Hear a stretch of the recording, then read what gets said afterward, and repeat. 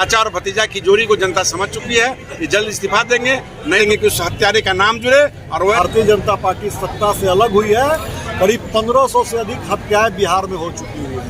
लाचार कानून व्यवस्था पर बीजेपी का 1 दिवसीय धरना मुजफ्फरपुर समाहरणालय परिसर में विधायक, सांसदगणों और प्रतिपक्ष नेता विजय सिन्हा के द्वारा दिया गया। साथ में बहुत सारे कार्यकर्ता और महिलाएं उपस्थित रहे। बिहार में बहार है और देखिए और तय कीजिए कि क्या यही बिहार है। और पब्लिक लाइव नाउ, सत्य, स्वतंत्र, निष्पक्ष। नमस्कार, स्वागत है एक बार फिर से आप सभी का पब्लिक लाइव नाउ में। और आज मैं आ चुका हूं मुजफ्फरपुर जिला के समाहरणालय परिसर से।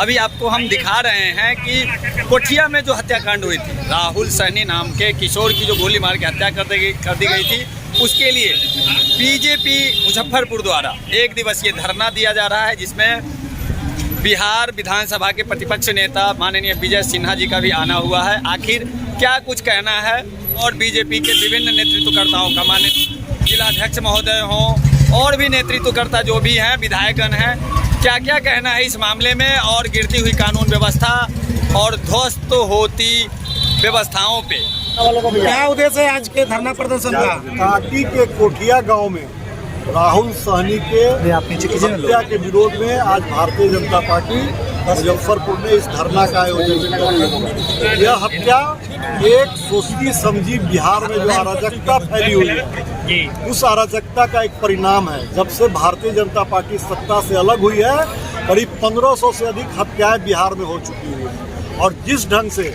राहुल सहनी का हत्या किया गया, बिहार सरकार के एक मंत्री के इशारे पर वो हत्या किया गया, और मृतक के परिवार के द्वारा जब थाना में उस मंत्री का नाम बाय नेम FIR के लिए जब दिया गया, तो थाना उसको फाड़ कर फेंक देती है, और लाश देने के नाम पर SKMCH से पोस्टमार्टम के बाद लाश देने के नाम पर एक सादे कागज पर दस्तखत करा करके एक नकली FIR दर्ज करने का काम करती है, जिसमें कहीं भी न मंत्री का नाम है और न कहीं ऐसे व्यक्ति का नाम है जो लोग उस हत्याकांड में संलिप्त है।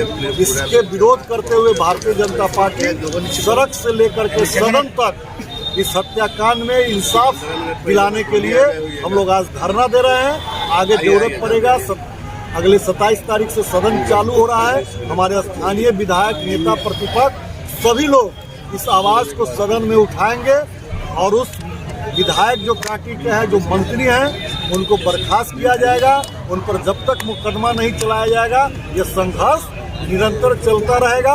और हम लोग मांग करते हैं कि मृतक के परिवार को उचित मुआवजा दिया जाए, उनको सरकारी नौकरी दिया जाए, और इस पूरे हत्याकांड की जांच CBI से कराई जाए। और जब तक ये पूरा नहीं होगा, जब तक ये पूरा हमारी मांग को पूरा नहीं किया जाएगा, तब तक ये आंदोलन जारी रहेगा। कब तक न्याय मिल जाएगा परिजनों को? लगातार आप लोग ये देखिए, ये सरकार का काम है कि वो न्याय जल्दी दें। अगर न्याय नहीं देंगे, हम लोगों ने उस दिन हमारे नेता प्रतिपक्ष आए थे और उन्होंने फोन करके SP साहब से बात किया था, और SP साहब को कहा था कि 72 घंटा में आप FIR में मंत्री का नाम जोड़िए, नहीं तो हम लोग आंदोलन करेंगे। और उस आंदोलन का आज यहाँ से प्रारंभ होता है। हम लोग इस धरना से इस आंदोलन का प्रारंभ कर रहे हैं। जरूरत पड़ेगा तो उग्र आंदोलन भी किया जाएगा। सर, नववर्ष में 15 प्रखंड में एक हत्या हुई थी, उसकी भी कोई जांच नहीं हो पाई आज तक। हत्याएं बिहार में आज क्या हो रहा है? जब से भारतीय जनता पार्टी सत्ता से हटी है, रोज हत्या, लूट, यही सब तो मचा हुआ है। सर, दुर्भाग्य की बात है कि 90 वर्ष की मां और 3 साल का बेटा अनाथ है, कोई आज तक कोई भी दल मिलने नहीं गए। कि हमारे मुख्यमंत्री जी समाधान यात्रा में चल रहे हैं, वो खुद एक संकट है, और जहाँ जा रहे हैं वहाँ समाधान नहीं, व्यवधान पैदा कर रहे हैं। अभी हमारे वक्ता बोल रहे थे कि मुख्यमंत्री जी का जो चलने का तरीका है, अगर वही रहा तो आगे आने वाले दिनों में जहाँ भी जाएंगे वहाँ जूता, चप्पल और कुर्सी उनके ऊपर उसी तरह से चलेगा।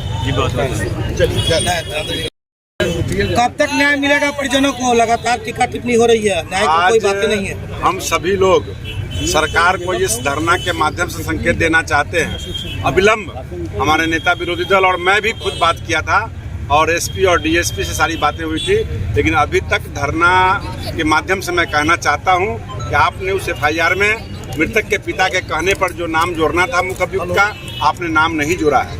लेकिन मैं आपको संकेत स्पष्ट कर देना चाहता हूं कि आज सड़क पर धरने पर हम लोग सभी लोग बैठे हैं और सदन के अंदर भी हंगामेदार और इंसाफ पूर्वक उस व्यक्ति को न्याय दिलवाएंगे और तमाम भारतीय जनता पार्टी एनडीए के जितने भी लोग होंगे सदन के अंदर, चाहे वो काउंसिल हो चाहे सभा हो, सभी के अंदर राहुल का जो हत्या हुआ है उसकी मांग को लेकर के हम लोग धरने पर बैठेंगे, हंगामा करेंगे और सरकार से पुरजोर मांग करेंगे कि उस हत्यारे का नाम जुड़े और वैसे मंत्री को सरकार से बर्खास्त करे।